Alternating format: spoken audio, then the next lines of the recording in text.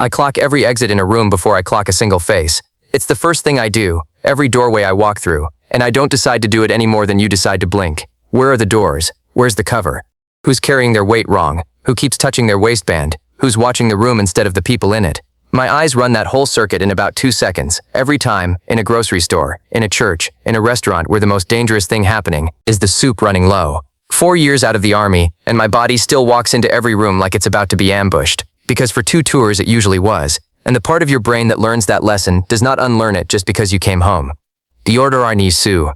The word is broken. I've lost jobs over it, flinched at a drop tray, and knocked a man's drink in his lap, hit the floor when a car backfired outside, and couldn't explain to a manager why I was lying behind the bar. I can't sit with my back to a door. I scan strangers like targets, and I know how it looks and I can't stop.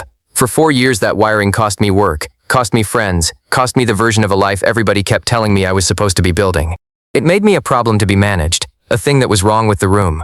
And then one night it spotted a red dot the size of a dime tracking up the side of a billionaire's wine glass, and it threw a man worth 9 figures to the floor a quarter second before a bullet went through the air where his head had been. The thing that was wrong with me saved a life that night. So let me tell you the whole story, because it changed what I believe about the parts of us that get called broken.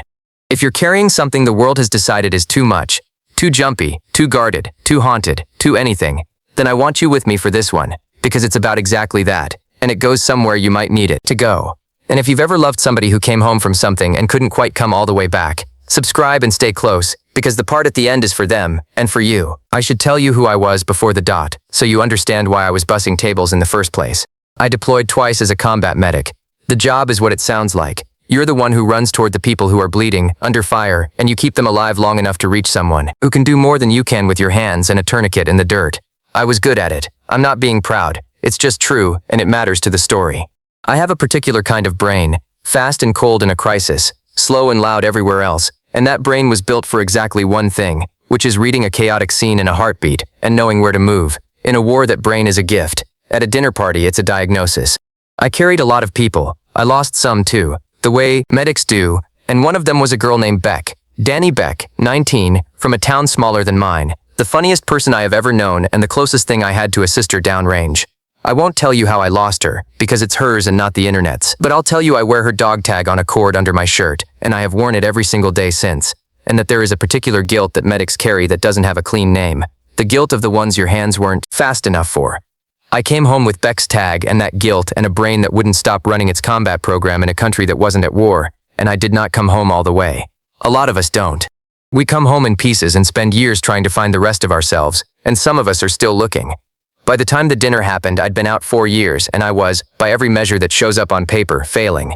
Couldn't hold the good jobs, couldn't hold the relationships, couldn't make myself walk into the VA and sit in that waiting room and admit out loud that I wasn't okay, because some stubborn, broken soldier part of me had decided that asking for help was the one wound I couldn't survive.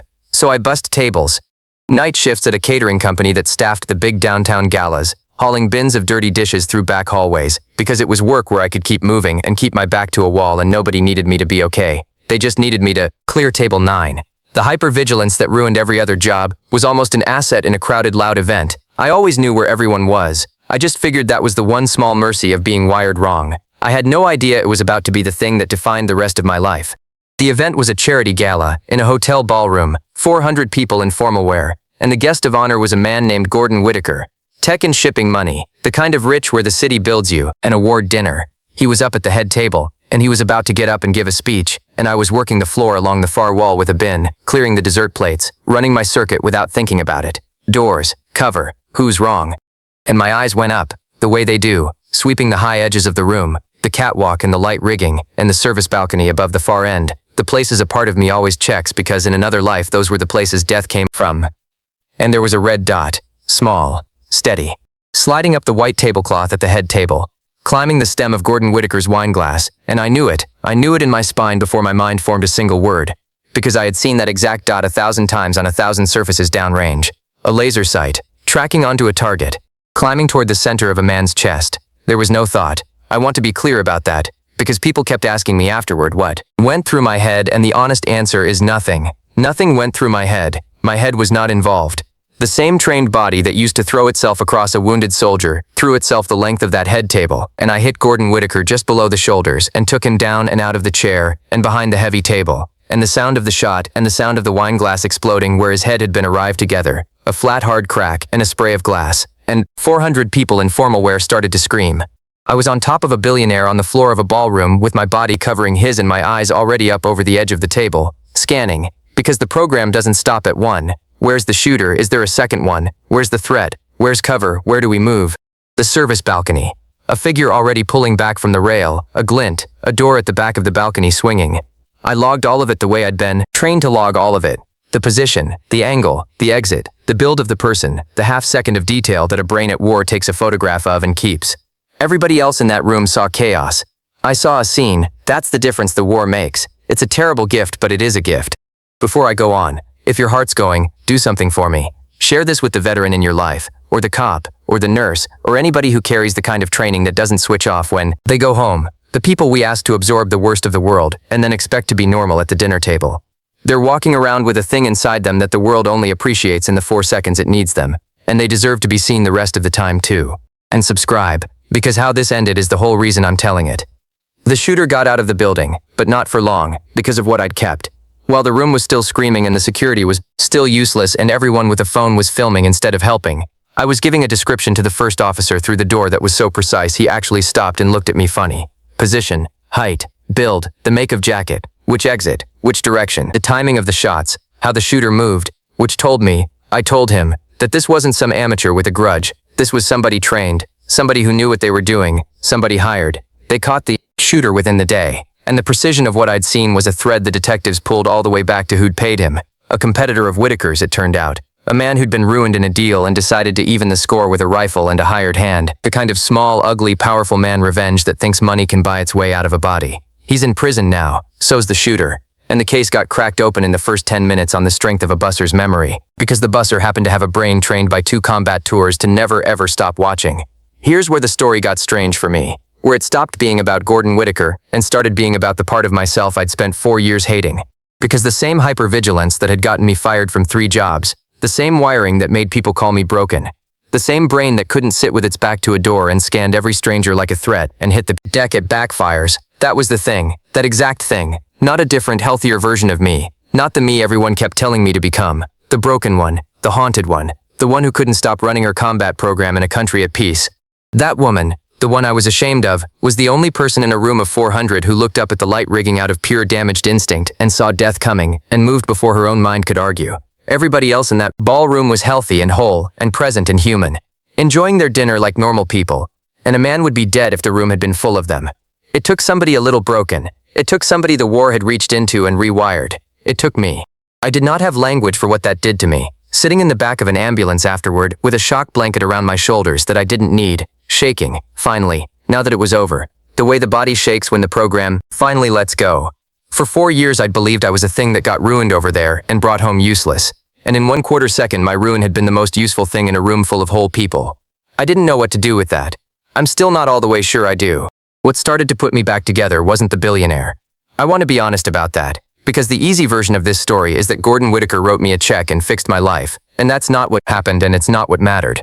Whitaker was decent, genuinely. He came and found me. He was shaken and humble and grateful in a real way, and he did one quiet thing later that I'll tell you about. But a check was never what was wrong with me. You can't buy your way out of the kind of thing I was carrying, and if he'd tried it would have been one more person handing me a thing instead of seeing me. The person who actually reached me was a detective named Ruiz, who took my full statement that night, and who watched me rattle off threat assessments and fields of fire and exit vectors in the flat, fast voice you only get one way, and who, when I was done, sat back and didn't say good job and didn't say hero. He said, "Where'd you serve?" Just that. And something about the way he asked it, like he already knew, like he was asking a question he carried the answer to himself, cracked me right open.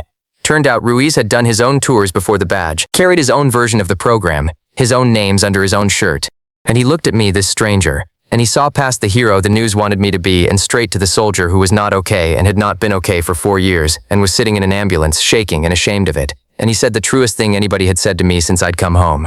He said, "The thing that saved that man tonight is the same thing that's been killing you slow, isn't it? You can't turn it off. Nobody told you it doesn't have an off switch, they just told you to get over it." And I started to cry, which I do not do, which I had not done since Beck, and Ruiz didn't look away from it and didn't try to fix it. He just sat with me in it the way you sit with a wounded man so he doesn't die alone. And then he gave me a name and a number and he said, "These are my people." Vets. Not the wait list, not the form, actual people who carry what you carry. Go. You ran toward everybody else's bleeding for 2 tours. Let somebody run toward yours. I went. That's the part one proudest of in this whole story. Prouder than the tackle, because the tackle was just my body doing what it was built for. But walking into that room full of other broken soldiers, and sitting down and finally saying out loud, "I am not okay and I haven't been for 4 years, That took a kind of courage my training never gave me. It's the hardest thing I've ever done, and there was no laser sight forcing my hand, just a choice, in the cold light of an ordinary afternoon, to stop bleeding out quietly and let someone help. Fire Saf, I've been going ever since. It's not a magic cure, there isn't one. I still clock the exits. I still can't take the seat with my back to the door, and the people in that room don't ask me to, because they can't either. And there is a particular peace in being in a room full of people whose brains are broken the same shape as yours. The nightmares are fewer. Beck's death sit different now. Lighter isn't the word, but carryable, shared. I'm learning that the program isn't a defect bolted onto the real me. It is me. It's part of what I survived to become. And the work isn't cutting it out, it's aiming it, choosing when to let it run and when to let it rest. Some days I'm even something like okay. 4 years ago I didn't believe okay was a country I'd ever be allowed back into. Gordon Whitaker's quiet thing, since I said I'd tell you. He didn't offer me money, because by then somebody had told him I'd refused even to give interviews. That I didn't want a single dollar out of the worst best night of my life. So instead he did the right thing the right way. He paid for the vet center Ruiz sent me to. The whole place, a year of operating costs, no name on the door, no press, just covered. For me and for every other soldier who walks through it carrying the same thing. And the only condition he attached was that nobody was ever to tell me. Which is how I know it was real. Because I only found out by accident, months later. And by then it had already helped a dozen people who'll never know who I am or what I did. That's the kind of gratitude that means something. Not the kind that buys you a car. The kind that quietly keeps the lights on in the place that's saving you and asks for nothing back. Here's what I carry out of all of it, and I'd take a bullet to make sure you heard it, which I suppose is a strange thing for me to say now. The world will look at the parts of you that got forged in something hard. The guardedness, the hypervigilance, the way you can't relax, the way you brace, the things people call your damage, and it will tell you those parts are wrong, are broken, are problems to be smoothed away so you can be normal and easy and pleasant to be around. And maybe some of it does need healing. Mine did, and I got help. And you should too if you're carrying what I was carrying. But do not ever let anyone convince you that the hard-forged parts of you are only liabilities. That wiring didn't come from nowhere. It was built, usually at a terrible price, to keep something alive. You, or somebody you loved, or somebody you couldn't save and swore you'd never fail again. The instinct the world finds frightening at the dinner party is the same instinct that runs toward the bleeding when everyone else runs away. It is not your shame, it is your scar. And scars are just the places where you were strong enough to heal over something that should have killed you. And here's the other half, the half I almost didn't learn in time. The people who are built to save everybody else, the medics and the cops and the nurses and the firefighters and the ones who carry everyone, are allowed to be saved too. We're the worst at believing it. We'll run toward any stranger's wound and let our own go septic for years out of some idea that needing help is the one weakness we're not permitted. It's a lie. You are not the exception to the mercy you hand out. The hand you've reached down to 100 people is allowed to reach for one itself. Let somebody run toward your bleeding. You'd want them to do it for you. Let them. So tell me, down in the comments, and I'll be reading, what's the part of you that the world calls broken that has actually quietly saved you, or saved somebody you love? The thing you've been taught to be ashamed of that turned out to be the strongest thing you've got? I want to hear it. Name it out loud, even just to a stranger on the internet, because the naming is where it starts to turn from a wound into a scar. And if you're one of the ones who came home not all the way, from a war, from a job that sees the worst of the world, from anything, and you've been bleeding quiet for years because asking felt like the one thing you couldn't survive, I'm telling you from the far side of that door, you can survive it. It was the bravest thing I ever did and the only one that mattered. Go let somebody run toward you. Beck would want me to make sure I told you that, so I'm telling you.